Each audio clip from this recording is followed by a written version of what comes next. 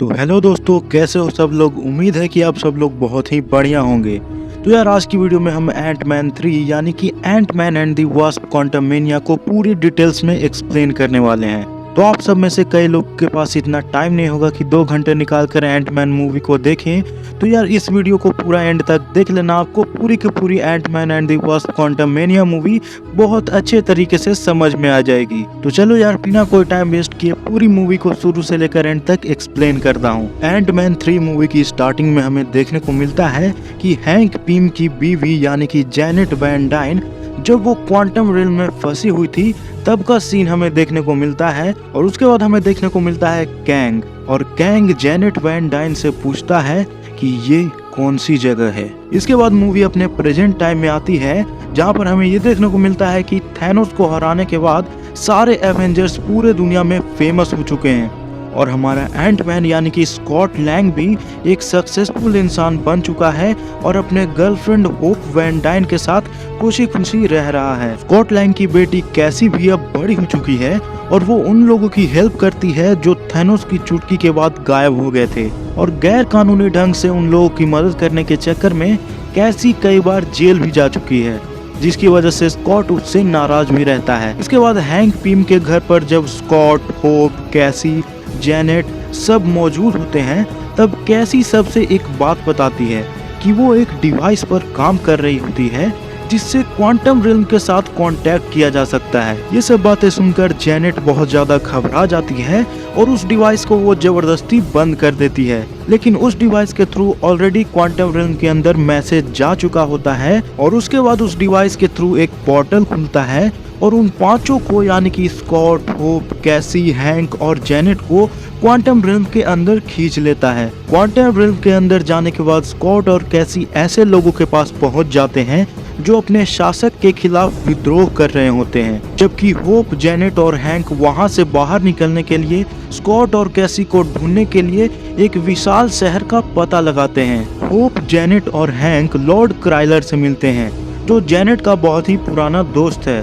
Lord क्राइलर Janet को बताता है कि जब वो क्वांटम रिल्म को छोड़कर चली गई थी उसके बाद से अभी तक चीजें बहुत ज्यादा बदल चुकी है और क्वांटम रिल्म में रहने वाले सारे लोग अब कैंग के लिए काम करते हैं जो अब क्वांटम रिल्म का नया रूलर है। उसके बाद होप, हैंक और जैनेट क्राइलर के शिप को चुराकर उसमें बैठकर कहीं दूर चले जाते हैं। इधर जेंटोरा नाम की एक रेबल लीडर स्कॉट और कैसी को बताती है कि जैनेट ही इनडायरेक्टली रिस्पॉन्सिबल है कैंग के पावर को और ज्यादा बढ़ाने के पीछे। तभी सारे रेबल लीडर्स जिनके पास स्कॉट और कैसी थे उन सब पर कैंग की सेना की तरफ से बहुत बड़ा हमला होता है और उस सेना का लीडर होता है मोडॉक। मोडॉक कोई और नहीं बल्कि डैरेन क्रॉस रहता है जिसे स्कॉट ने ऑलरेडी ही एंटमैन के पिछले पार्ट में मार दिया होता है। ट्राइलर के शिप पर जैनेट होप और हैंक को बताती है कि आखिर क्यों वो क्वांटम रिल्म के साथ दोबारा कुछ छेड़छाड़ नहीं करना चाहती थी। अभी हमें उस टाइम का सीन देखने को मिलता है जब जैनेट क्वांटम रिल्म में फंसी हुई थी, जहाँ पर कैंग और जैनेट एक साथ होते हैं और कैंग जैनेट से कहता है कि अगर तुम मेरी मल्टीवर्सल पावर कोर को फिर से बनाने में मेरी मदद करोगी तो हम दोनों क्वांटम रिंग के बाहर निकल जाएंगे। मल्टीवर्सल पावर कोर एक ऐसा मशीन रहता है जिससे कोई भी आदमी किसी भी अदर यूनिवर्स में ट्रेवल कर सकता है। जब जैनेट और कैंग दोनों मिलकर उस मशीन को रिपेयर कर लेते हैं तो जैनेट कैंग का पूरे दुनिया को डिस्ट्रॉय करके उस पे कॉन्कर करने का मकसद को समझ जाती है। कैंग जैनेट को बताता है कि उसके वेरिएंट्स ने डर के मारे उसको अपने ग्रुप से निकालकर किसी और यूनिवर्स में भेज दिया और उसी बात से जैनेट कैंग के खिलाफ हो जाती है और जैनेट अपने बीम पार्टिकल्स का यूज करके उस पावर कोर को इतना ज्यादा बड़ा कर देती है ताकि कैंग उसका यूज ही ना कर सके। उसके बाद जैनेट जब पृथ्वी पर वापस आ जाती है तो कैंग अपने पूरे पावर्स को वापस पा लेता है और उससे वो पूरे क्वांटम रिल्म को कॉन्कर कर लेता है। उसके बाद हमें देखने को मिलता है कि स्कॉट और कैसी को कैंग के पास ले जाया जाता है